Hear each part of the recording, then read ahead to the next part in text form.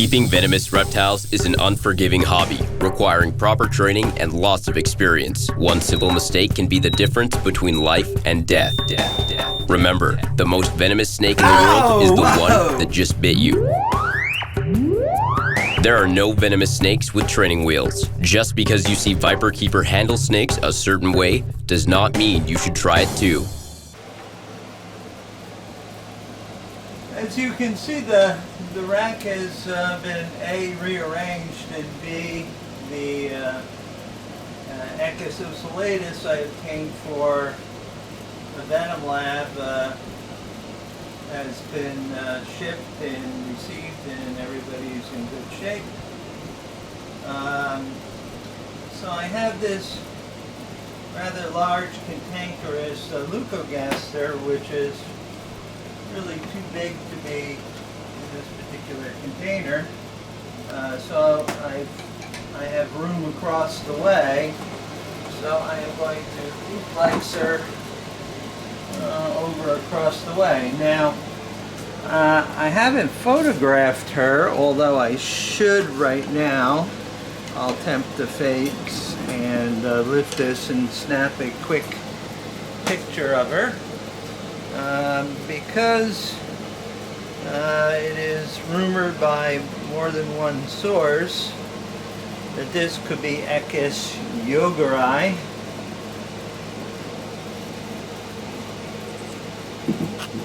And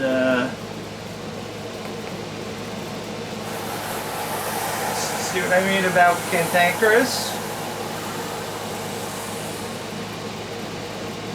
Yes, mouth open.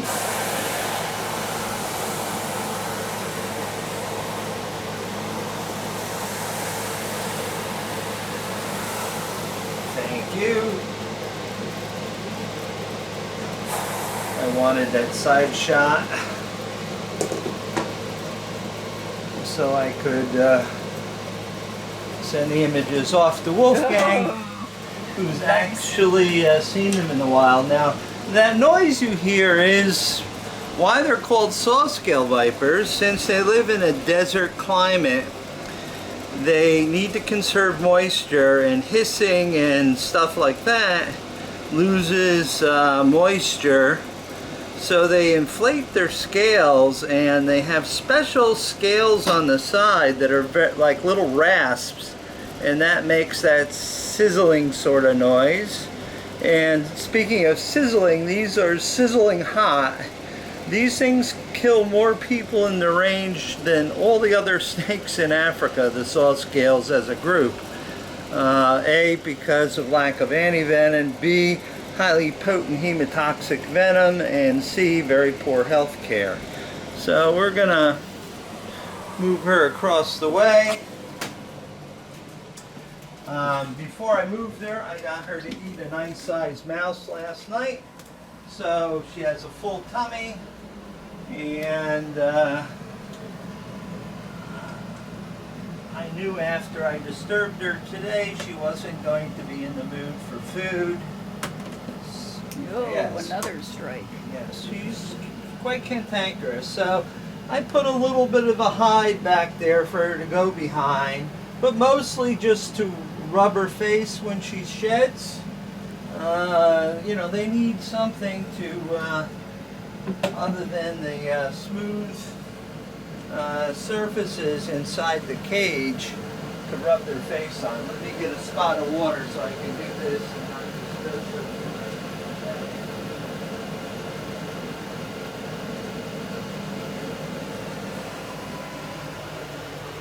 I know you're not happy.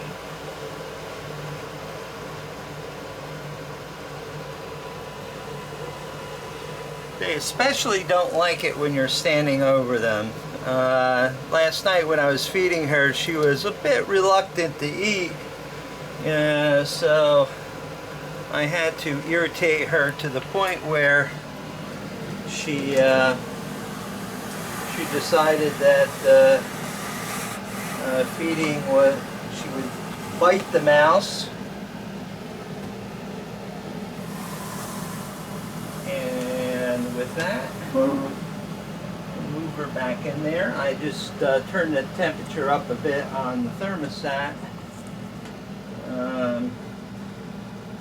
Just to make sure that she's got some heat to digest. So now we'll move her labels over.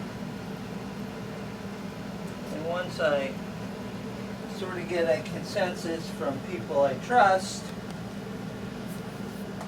on whether she's a leucogaster or a jogeri, I will label her appropriately.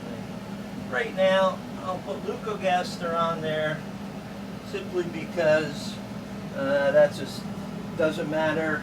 We know it's an Echis, we know it's very dangerous, and we've got antivenin for all these Echis species. We use Innoserp, although we do have South African polyvalent as a backup.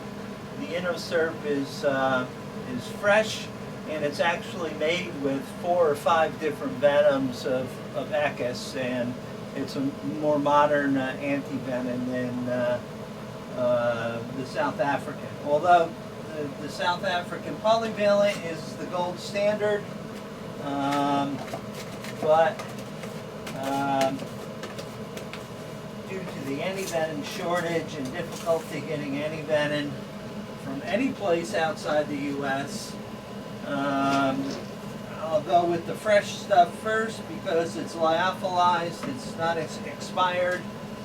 Dr. Nick Brandehoff and Ben Avo, who go to West Africa and treat Echis bites, said usually only 1 vial is required to neutralize the venom and restore your ability to clot, which is very important for your life.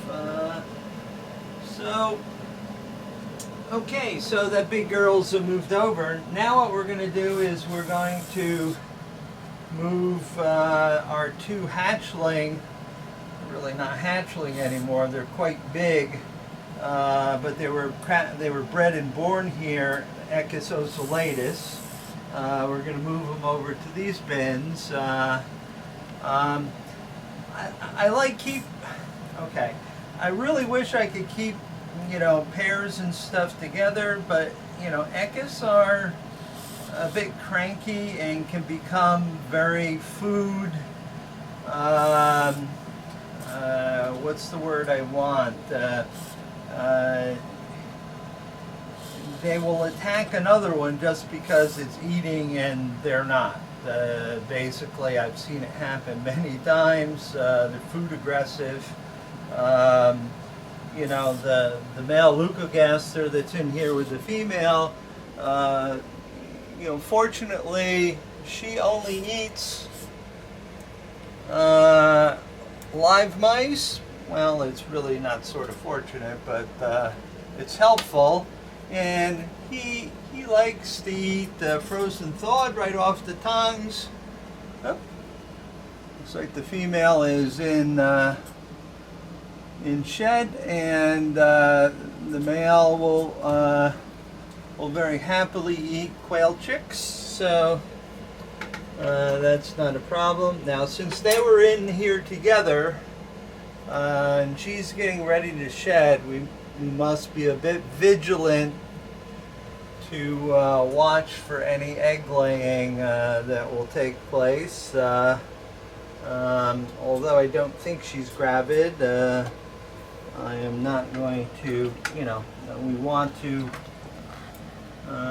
get those eggs in the incubator, and unfortunately all those Echis ocellatus eggs that were laid, only 1 was viable, so we will keep that in the bin.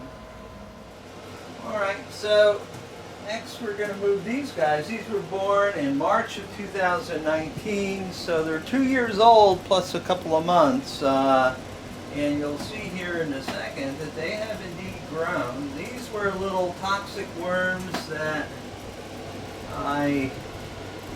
Lori and I force-fed for the longest time to get them going. Another reason why we're changing this is because They don't like the cleaning people coming in, and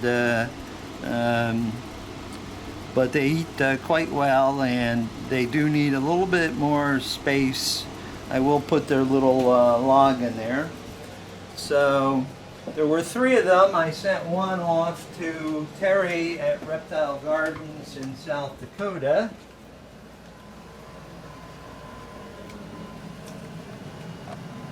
Terry's a longtime friend and colleague.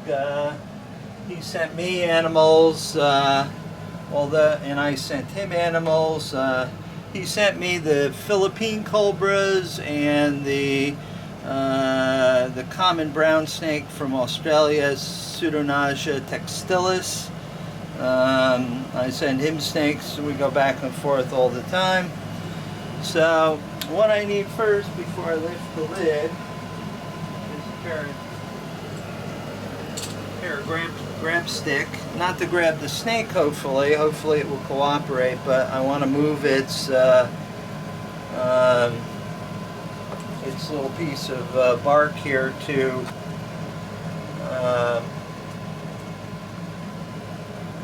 rub its shedding off and stuff. This is a beautiful little machine grab stick by tongs.com. We use these to grab snakes as a last resort. These are very gentle. I put a little piece of sandpaper here because snakes are a bit slippery rather than the plain metal. This has got a light on the end if you're working at night, or for some reason the lights go out, which We had that happen. we've had that happen. These are things of beauty. These are by Midwest Tongs, tongs.com. These are fantastic tools. So my little Sawscale baby here friend is getting upset. So we're going to, hopefully it will cooperate. Come on. And go into its new space. And it's immediately freaked out. So that's why I moved its furniture, so it has something to taste that's its own. And it will own the cage shortly because they always poop as soon as you put them into a fresh cage. They have to make it their own. If I'll offer them something to eat tomorrow. If they don't eat, they're certainly healthy and chubby enough to last a week until they settle down, because snakes absolutely get butthurt when you move them about. And this is why I don't disturb the snakes, because the snakes don't like to be disturbed. I don't take them out, I don't put them on camera. I only handle and move snakes when something really necessary needs to be done, like their cage needs to be cleaned periodically. Once a quarter I spot clean, but we just don't move snakes about. So we're going to close this. We'll put a water dish in later because of the Echis ocellatus that we had temporarily, that we obtained for the Kentucky Reptile Zoo. We're short on water dishes right now, so after I move these 2 guys, I will go down and clean some water dishes and sterilize them. So we've got some water dishes for these guys, although Echis do drink water. But more often than not, I'll spray the walls of the cage down because they're sort of scale sippers and prefer that. Besides, spraying them an Echis down really is like pouring water on a cat. They really don't like it. So I'll set this over here for now, and let's go get the next one. Euplexing is absolutely the safest way to do this, because you don't have a snake shooting out, and you can move it from place to place without any major issue. Oh, aren't you lucky? You've got 2 pieces of substrate, cork bark to rub against, and this looks like another male. I'm sure if I've got, well, I've got one female. I don't know if it's bred with the wild-caught male that I had or not. I haven't seen any eggs. Right now I'm just sort of, we're happy not to have to deal with, we've got enough little ones to feed with the Trymosaurus insularis. So we'll put this in the back, and this snake will rearrange its substrate anyway, so we'll put a water dish in later. So again, this is a West African sawscale. Like all sawscales, highly venomous to humans. They're, you know, very, very irascible. They piss off really easy, and that's why a lot of people get bitten. They're found around villages, and I saw this. I remember this one. Steve Irwin episode where he was visiting a village in Africa, and virtually every rock he turned over in the area there was a sawscale or two under it. They're very gregarious. They like to hang out together, but they can be very feisty. Although they're small and relatively easy to stay out of the strike range, they do have this tendency sometimes to not hook, and you end up playing snake hockey with them, which is, of course, is a sport that's played often here at the lair. And a matter of fact, I'm sure snake hockey is played with anybody who keeps snakes, lizards, or any reptiles, because especially the venomous snakes, because you just can't grab them and move them about. They are just very difficult to deal with.